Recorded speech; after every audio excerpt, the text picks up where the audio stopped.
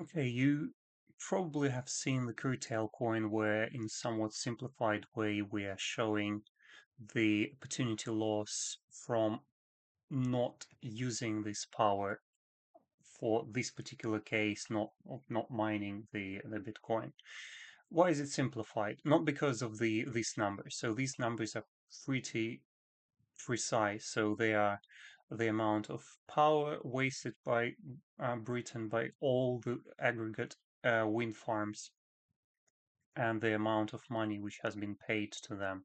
So this month, 14 million pounds has been paid already. Um, and then you can see then farm by farm situation. So in our top three leaders, obviously, Sea Green and Viking. What is simplified is the conversion of these megawatt hours into the Bitcoin. Why? Because there is a very big assumption that is being used that all the available curtail power would have been streamed to mine Bitcoin, which is in real world you would you wouldn't do normally, just because you wouldn't allow this huge amount of hardware sitting around idle just to capture these peak curtailment volumes. You would probably target something on with a higher availability, with a high utilization rate, and that's the main thing which brought me to further now analyzing. Okay, let's bring this to the real world, and that's what I take next. I'm looking at the specific wind farm. So in this case, I chosen Viking um, Wind Farm.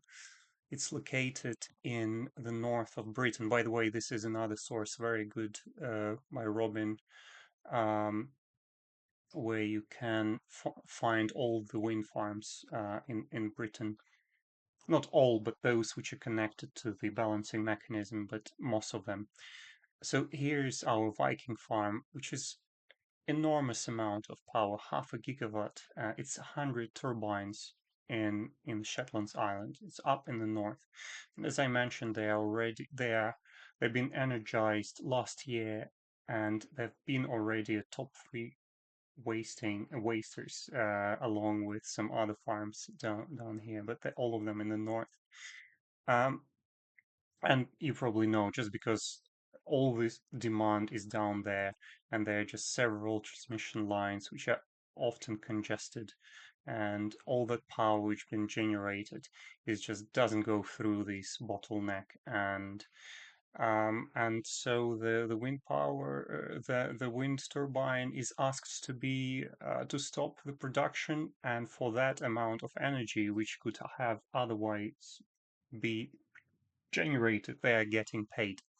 But anyway, so how do we turn this opportunity into this problem into the opportunity? We are locating our flexible um, demand next to this wind power, um, and here's the way to analyze that data. So I'm using exactly the same data for as uh, which I'm using for the curtail coin, which Robin uses for his.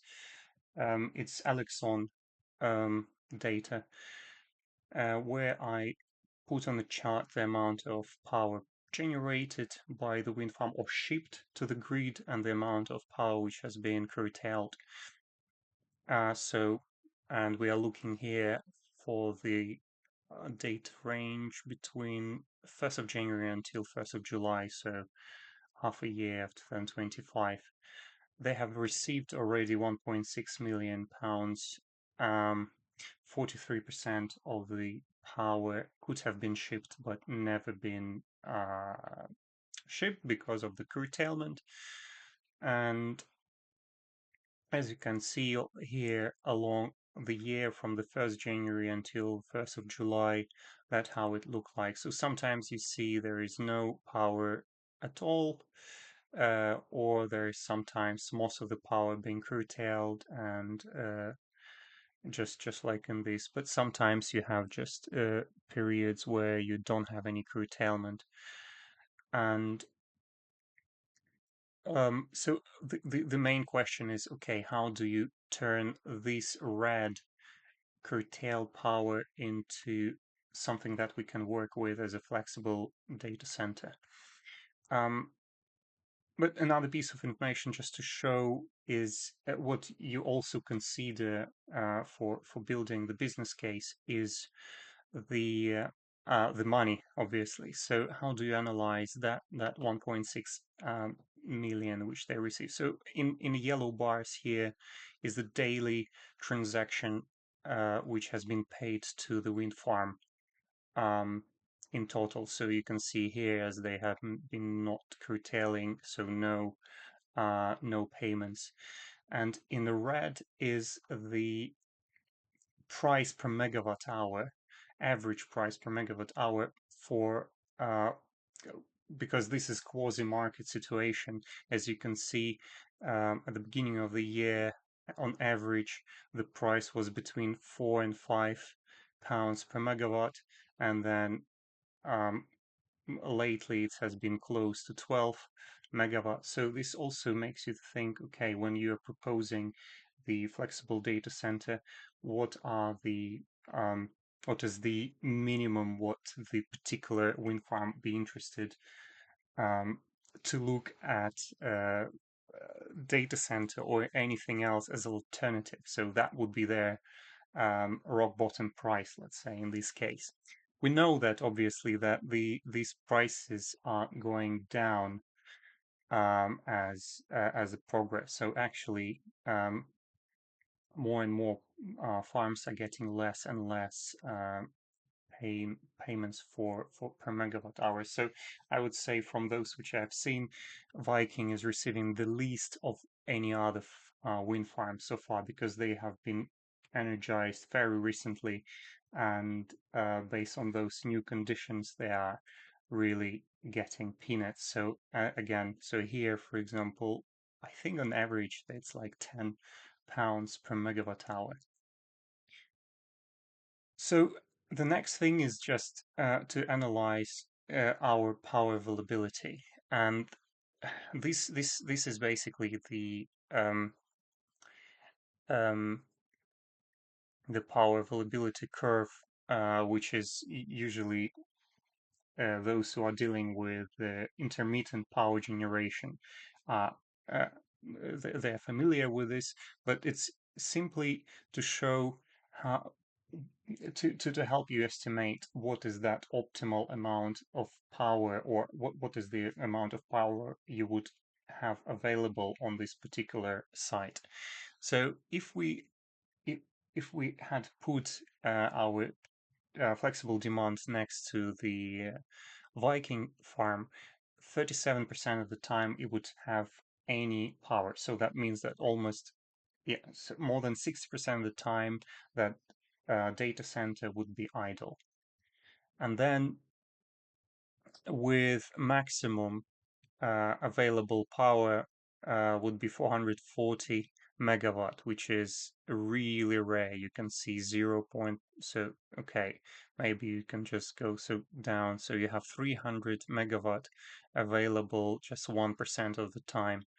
Then you can have at least 10% of the time 200 megawatt and so on until you go down to like 10 megawatt, for example, which is available just uh, 35% of the time and down to zero. So, and that's how you interpret this curve. And that's what basically is your decision. What is this optimal amount of hardware you want to install in order to get the best out of the utilization rate and out of your economics. And that's what the my third tool is actually helping you to do this. So you can see the same curve here. It is it's another um, it's not Viking, but it's just another intermittent source of energy I could potentially later connect. So you can have all the precise power availability statistics for every different wind farm um, to be analyzed. But for this particular case, just assume that this is Viking Wind Farm as well. So this is the power availability exceedance curve. And here where you are bringing in your mining economics. So the main target of this tool is to estimate the most optimal amount of ASICs you want to place to that specific location. So here you can see you can place 15 ASICs of this particular model, and then you would have 60% of the time running of these ASICs. As you remember, with Viking, it was not so optimistic. It was much less. But anyway, or you can install 135%, 135 ASICs, and which will be 20% of the time uh, available only at the maximum. So 20% of the time you would only have them running, and 80% of the time it would be somewhat lower than their maximum utilization. Then you have the month by month power variation.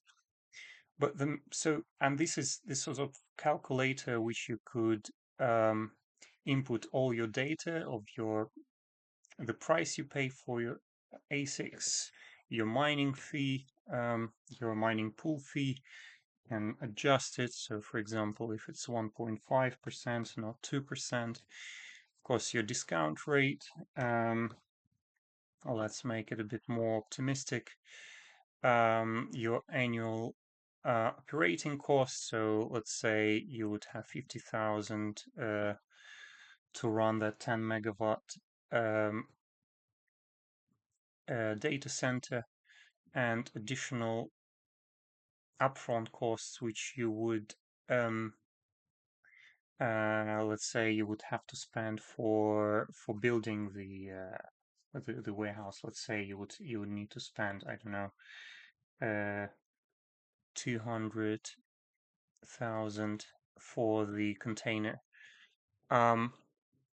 Then we are running simulation, Monte Carlo simulation, or let's extend it to 5 years. I would have only 200 just to make it faster. And you can select which market scenario you want to consider for the future. So let's say, okay, we would expect Bitcoin to grow 10% of the time, 10% per year, as well as the difficulty. Okay, let's do 9, doesn't matter. For this particular case, but this is the assumptions which you are taking for you to project into the future. And let's say volatility would be also in the range of whatever, 18%, doesn't it? So, and then you run your estimation, which would tell you precisely which amount of ASICs is the most optimal number to install, which is giving you the best NPV. It's running for a few seconds, and here it tells you actually 120 ASICs of that particular model is the most optimal number, which is giving you this expected NPV with this IRR, with a payback of 35 months, and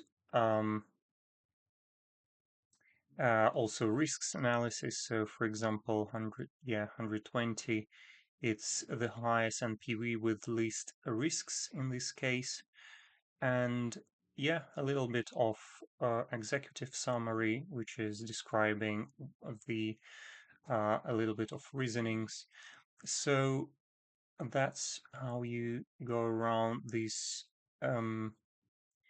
particular case of mining from intermittent power. I hope you find it useful.